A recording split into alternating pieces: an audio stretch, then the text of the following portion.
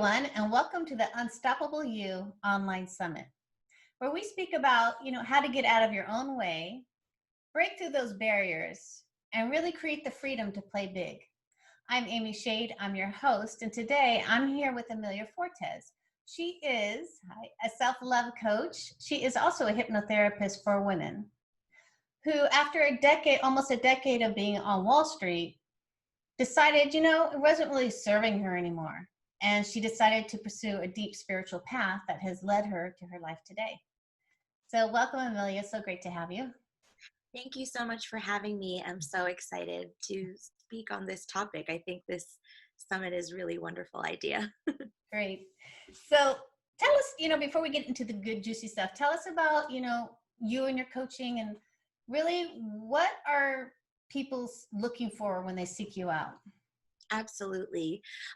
So my whole company is all about self-love. The name of it is Self-Love Story. Mm-hmm. And it's really about teaching people how to love themselves at deeper and deeper levels, beyond the superficial, like, I love myself, I'm going to a spa, but like really, really have deep love, kindness, and compassion for yourself, Mm-hmm. so that you can create the results that you're looking for. And my thing is saying, if there is something in your life that you want that you are not currently creating, you just got to go a little bit deeper into that self-love, and you will be able to get that goal or create that result. And most of my clients who find me are either, it's a lot of self-worth stuff. So they're either really frustrated in their current relationship, or they're dating, they're single, Mm-hmm. and they're just like, I don't understand, I am smart, I'm talented, I know on some level I deserve better in my relationships, Mm-hmm. but for some reason I'm not creating those results. And then the other side of that self-worth piece is money and career. Mm-hmm. People are feeling stuck either in their business or their job, and they're just like, there's just this ceiling that they're reaching, and they know that there's more, but they're having a hard time figuring out how to get there. Mm-hmm. So they come to me for the deep healing work and the clarity work, so that they can finally break out of that shell that seems invisible. And it's really fun to work with people at that place. Right. And I know that kind of aligns with your story, and like how you really progressed in that and really created this beautiful life. So I'm excited to hear it and then dive in deep to it. Yeah, me too. So can you tell us about how you started, and, this idea? I know we spoke before the interview about, you're on Wall Street, you're accomplishing what you're supposed to accomplish, right? Yep, supposed to. Yeah, absolutely. So I'm Filipino American, and I was raised by immigrant Filipino parents. Well, my parents split up when I was young, so I was mostly raised by a single mom. And if any of you have any strict parents, like for her, 99 on a test was not enough. Like, you had to come home with 100. So I very much was ruled in a house with that kind of strictness. And what I learned from that was I had to be perfect in order to be worthy. I had to be accepted by whoever they are, by having like a good education, a good job, a good degree, whatever those tick marks are that society has made up. And so I did that, in order to be worthy, in order to please my mother, in order to please society. Mm-hmm. I did all of that. I have a computer engineering degree from NYU, and I worked on Wall Street for almost 10 years. And for a while that worked, because I was young enough and I was still new in the corporate world. So there was still levels up that I aspired to, and I basically, sipped that proverbial Kool-Aid of the corporate world. But then there was a point where I was promoted to assistant vice president. And I remember, I remember this moment. I was sitting at my cubicle and I was like looking around the floor. You know, there's the MDs, the managing directors, and the corner offices, and the VPs, and you know, all the higher ups. And I was sitting there and thinking, like, I'm not happy. You know, on paper, I'm happy. I'm making great money. You know, people are impressed by what I do. My mom's happy. My family's happy. But in my soul, I wasn't happy. And I'm sitting there at my cubicle, probably doing some spreadsheet, as you do on Wall Street. And I'm looking around the floor and I was like, okay, like I respect all these people that have risen up through the ranks. There's nothing wrong with them. I like them as people. But when I think about watching their professional life, I'm like, I don't want any of these people's lives. Like, I don't aspire to be any of them. And not from a place of judgment, just from a place of it doesn't align with my soul and who I am. And so I was sitting there kind of like, well, where am I supposed to go now? How am I supposed to progress if I'm not lit up or excited about following any of these paths? And then, you know, at the time I was in my early 20s. And so retirement age is what, 65, 70 now. So I'm like, okay, am I supposed to be here for the next 40, 50 years, wondering and just climbing up this ladder that I don't even know that I want to be on? So that's kind of what started to shift my thinking into like, there's got to be something else. You know, I was just like, there's got to be people who are happy. But also too, and maybe some of you watching will relate to this, everyone I was surrounded by was subscribed to the thinking that you're not supposed to like your job. You're supposed to hate your job. You're supposed to be miserable every day for 8 hours a day, maybe 10 if you have an hour-long commute. Like, this is life. You're supposed to work really hard and hate it so that you can go crazy on the weekend or you can go crazy on vacation. And that was the life that I subscribed to and that everyone around me subscribed to. But in that moment at my cubicle, I was like, it was like a unplug from the Matrix moment, right? Because I was just like, is this it? Because I don't like this. And if this has to be my life for the next 40 years, and you know, being in your early 20s, 40 years is like a million years. And I was like, there has to be something else. So I started asking that internal question of like, are people happy? Is there something else? Is there another option? And I had no idea. But it was that question that opened up the opportunity for me to, you know, start reading certain blogs and articles and going to workshops. I got really into personal development workshops after I was asking those questions. Experiential ones, you know, the ones that maybe some of you watching might be freaked out by, that your friend went to and you're like, what is that weird workshop you went to? I went to all the workshops. And honestly, I that was where things really shifted for me. And I got to be honest about what I wanted. And I started to make those changes. Yeah, I was like, see, when I'm hearing that story, I'm hearing at that moment you became a seeker. Yes, that's a great way to put it. You know, and I love how you put it that way, because I tell my clients this all the time. Ask questions, because the questions open up, like you said, because then you become a seeker instead of, this is my life, I don't know the answer. Right. I'm stuck here. Like, if you're just making statements about your life, then you're not questioning and you're not seeking. And when I became a seeker, as you put it, and started asking questions, that then opened up answers to come to me, either in the form of a conversation with a friend after work, or going to the bookstore and seeing a book that piques my interest and then reading about it, you know, or watching a certain documentary about someone else's life and seeing, oh, so not everyone has this death of a cubicle life, you know? So yeah, I love how we put that. So all of you watching, become a seeker. Become a seeker. Well, because there's freedom in the seek. There's like, all of a sudden you're free because you're just exploring, right?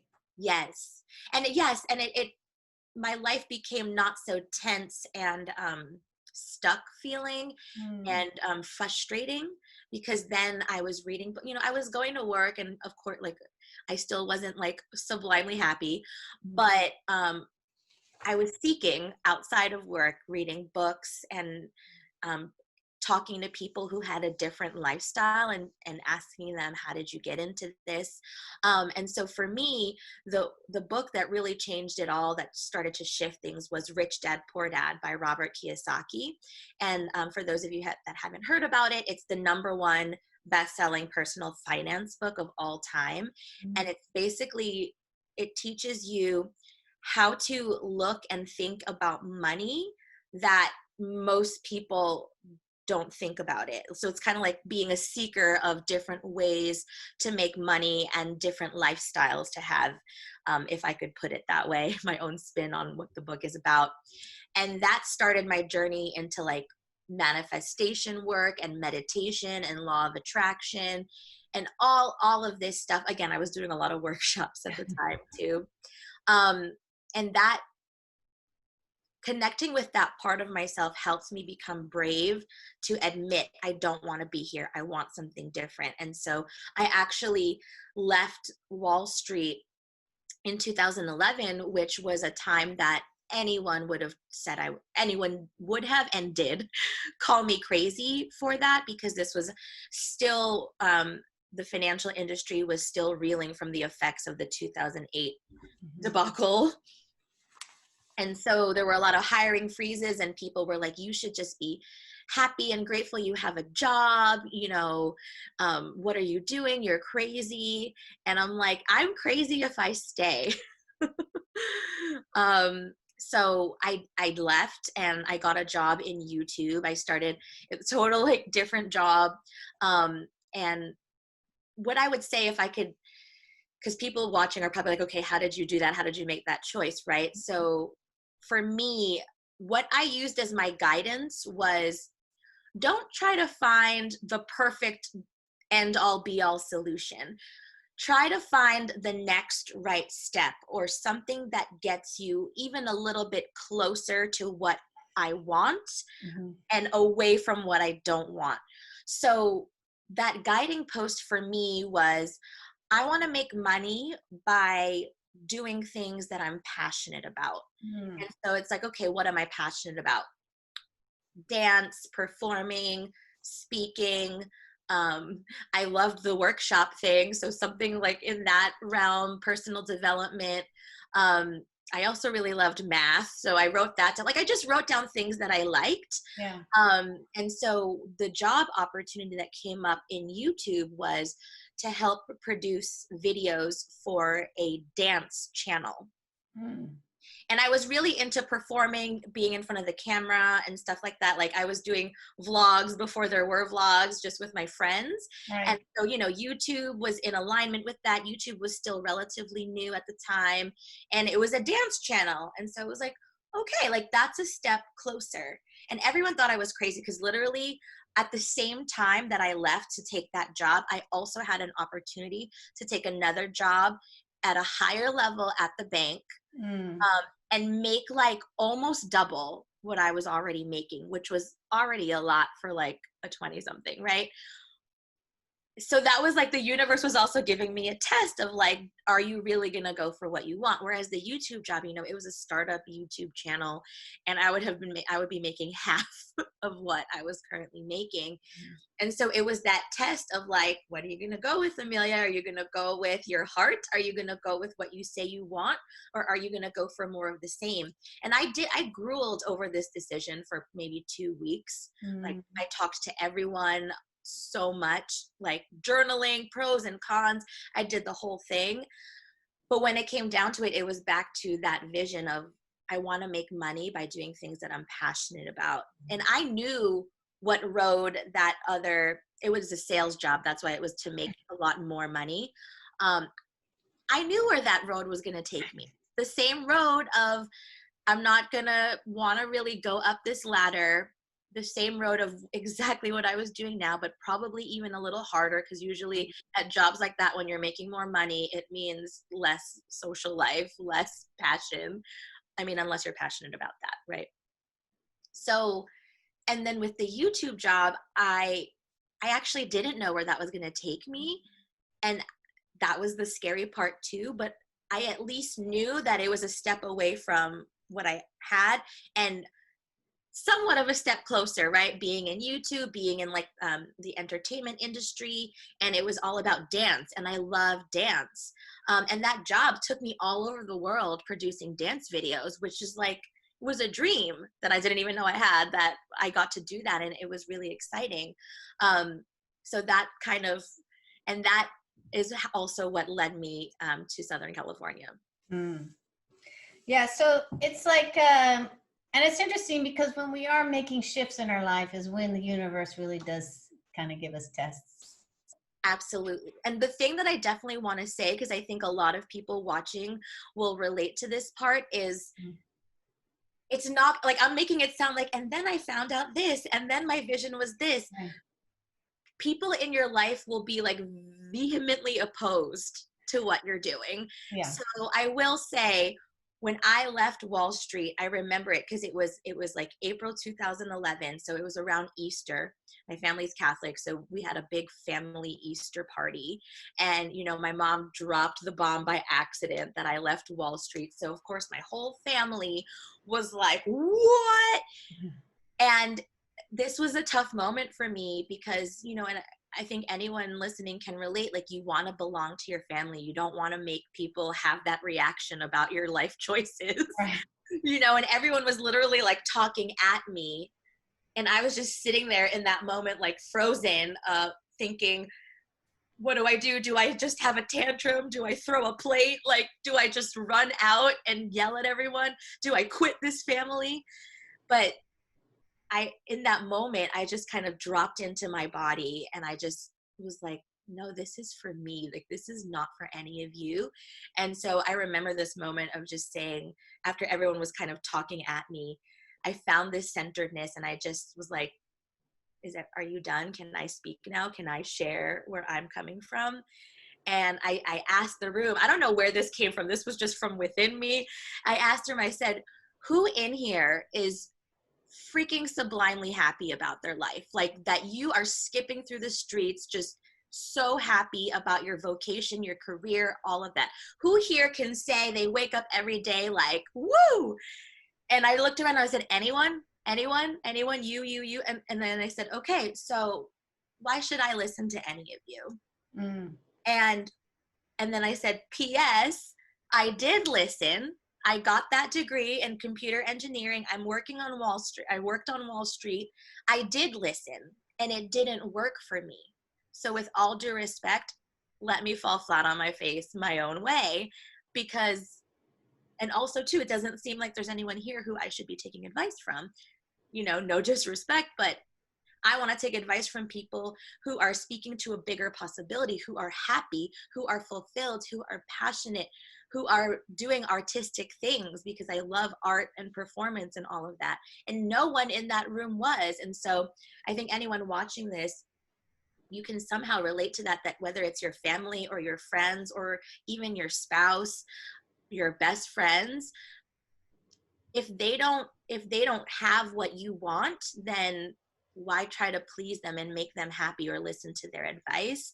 And that is hard. Like, that's easier said than done, because that moment was hard for me to have like all my aunts and uncles just like, bah, bah, bah, bah, bah, bah, you know, from love. They're coming from a place of Yeah. love. I'm over here like, I'm miserable. Like, are you gonna go to bed with me every night to make sure I'm happy?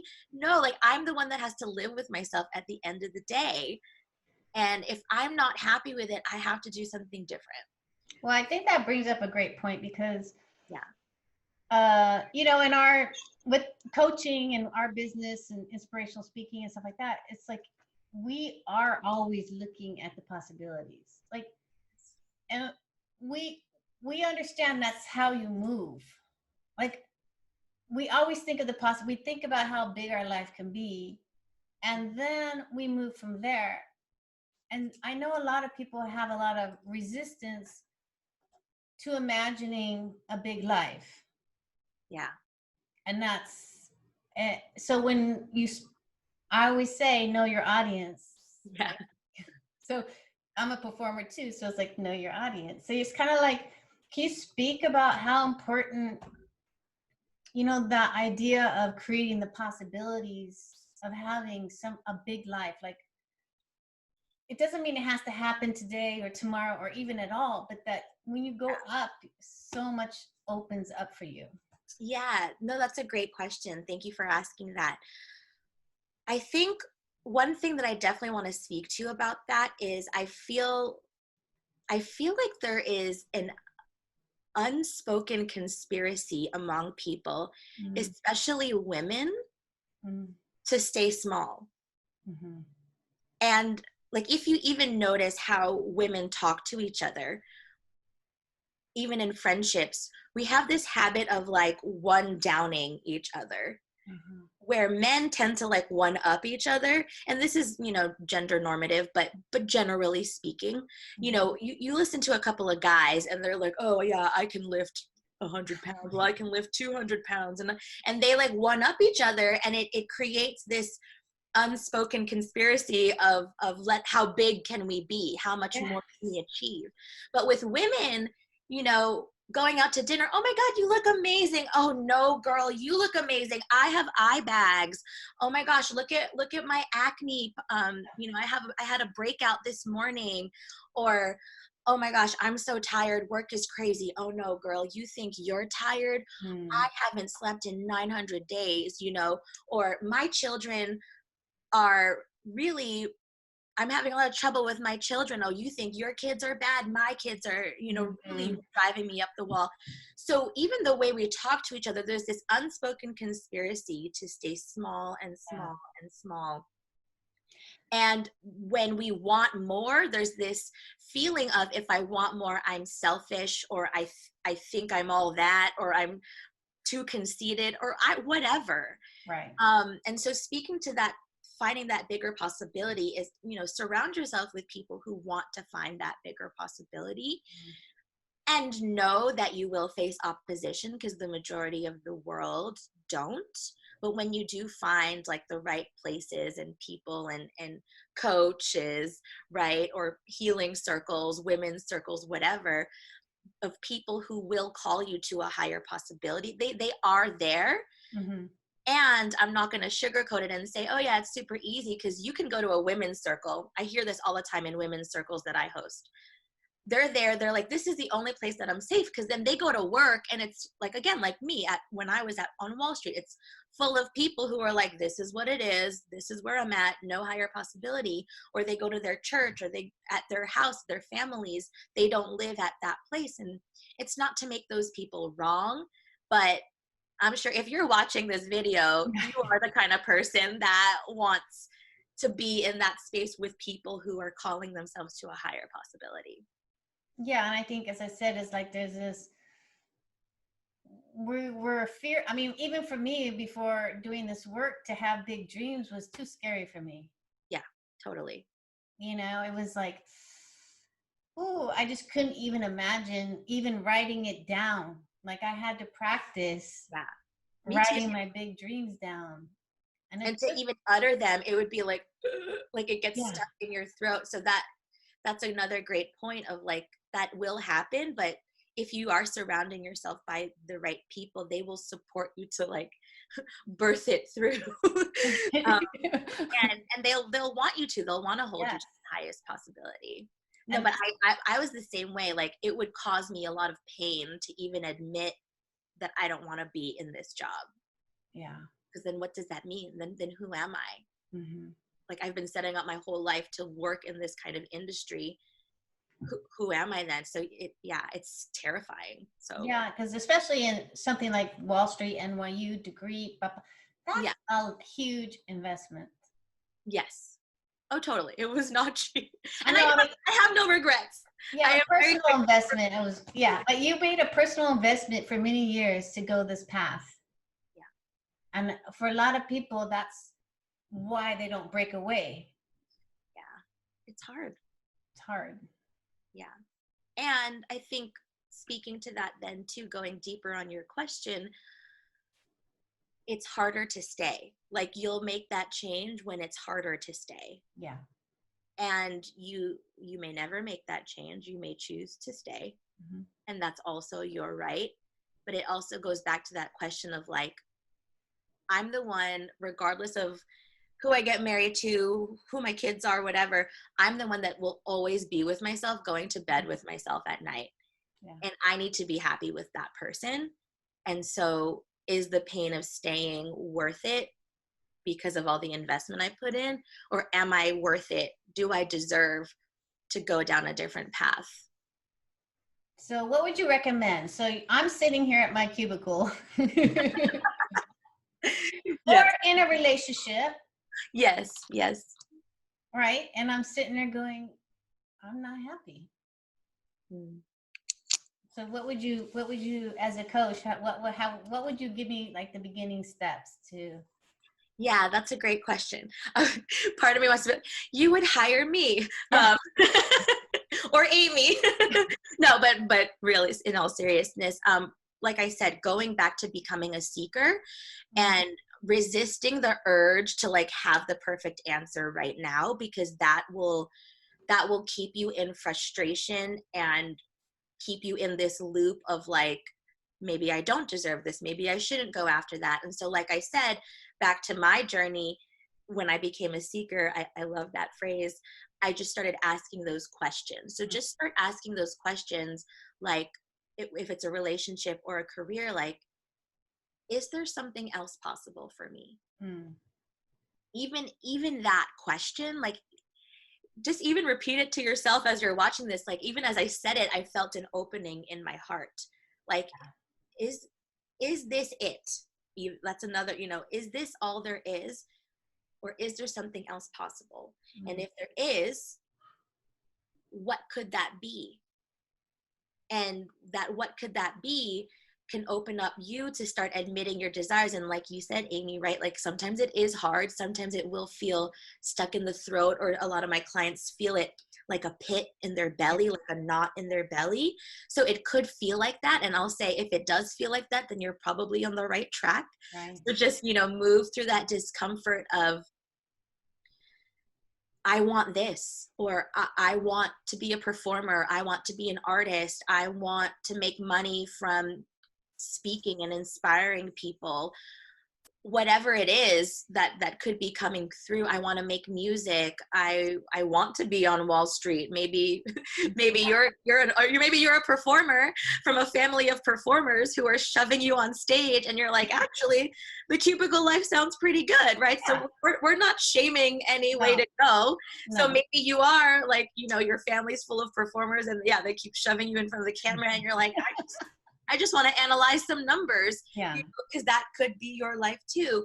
But if you're asking the questions, anytime you notice yourself making statements of, that's not possible, or no one's ever done that, or I'm too old, or I'm too young, or I'm too whatever, I'm not pretty enough, I'm not good enough, those are statements. Yeah. So even you could take any statement and make it a question. So I'm too old. What if I were the right age? Is there anyone in this age group pursuing what I'm pursuing? Is there anyone my age that questions what I'm questioning? So you can just take any statement that blocks you and make it a question, and that will lead you to the answers. And, in all seriousness too, I do fully advocate hiring a coach or healer, therapist, all of the above, to support you, because I do feel it is good to have that third party supporting you and guiding you, because there are blind spots, and I have my coaches and hypnotherapists and healers as well. And so I practice what I preach. I'm not just like, yay, hire me. Yeah. Or also too, when you hire someone, make sure it's someone that you feel safe with, that you feel can really pull you forth, and also someone that has what you want, so that it's in integrity with what you're going for. But aside from that, just don't even rush to that. Start asking the questions, and the answers will start coming to you in the form of articles. A friend may send you a random YouTube video, and you'll think, oh my gosh, this is exactly what I needed. So be open to the answers coming to you in all forms, but just keep asking the questions. Yeah, I will have to admit, a YouTube video saved me a couple days ago. So Oh, yeah, me too. Me too. like, Yeah, okay, I feel better now. exactly. And it's because you were a seeker, and you were Yes. looking for something, and you got what you needed. Yes. So be a Okay. So here's the last question is, Amelia, how are you playing big in your life? Oh gosh, I'm so excited for this question. I actually just last night, like of the time that we're recording this, had a going away dinner with 8 of my closest, dearest friends in LA. And I literally said the words, the life I'm living now is a life I used to dream about. Mm. And, with no ego, it's just truly from my heart, from my gut, like tears in my eyes. Just, this is a life I used to dream about. And a lot of those friends have seen the hell that I've been through with family deaths and betrayals and business partnerships dissolving. Like, it's not without the work that I put into it. But when I was in that cubicle on Wall Street, the dream life that I had that I didn't even think was possible was, I want to travel the world and document it and entertain people with what I find and teach self-love. I didn't have that phrase at that time, but I wanted to inspire and motivate people and serve people all around the world, and not be tied down to any location or need to have an alarm clock. And I'm saying that is literally how I'm living right now. In just under 3 weeks, I will be embarking on a world adventure. I'll be traveling all around the world, living in a different country every month. If you're watching, don't worry, I'll still be servicing my clients and having my group programs. I'm sure some of my clients will be subscribed to this. So I'm not going off the grid. I'm being very much on the grid. I will be documenting the whole journey of what it really means to play full out in life, and to really be guided by that. If it doesn't feel delicious, free, and joyful, and alive, and blissful, then I don't want it. Right. So I will be, that's how I'm living my life right now. I'm literally shedding everything, getting rid of a lot of stuff, because I'll just have one big suitcase to go all around the world. And I'll still be running my business from there. And it's literally something that if you would have told me in that cubicle was possible, I would have been like, you're crazy. And that cubicle moment was 10 years ago. So where can you be in 10 years? Yeah. Or less. Or less. Oh my God, I'm so excited for you. Thank you so much. Thank you. So I know you have a gift for our listeners. Can you speak about that? And yes, absolutely. So it's very much in alignment with everything we've been talking about playing full out and being more of who you really are. So I developed a self-love archetype assessment that you'll be able to take. It literally takes less than 2 minutes, and it's about finding out what your sparkle archetype is. And what that means is it's the profound and unique way that you sparkle when you're doing your best work. And when you lean into that archetype, you will feel much freer. You will understand yourself and others better. You will work on teams much better. And there's once you find out your archetype, there's so many blogs and podcast episodes that you'll get that come along with supporting you on how to truly live in your unique sparkle. that's great. Yeah. I'm excited to take it. Yes, I want to. All right. Well, it's been a pleasure, Amelia. And I'm so happy that you decided to join the summit. And for everyone out there, go have an unstoppable day. All right. Thank you. Bye-bye.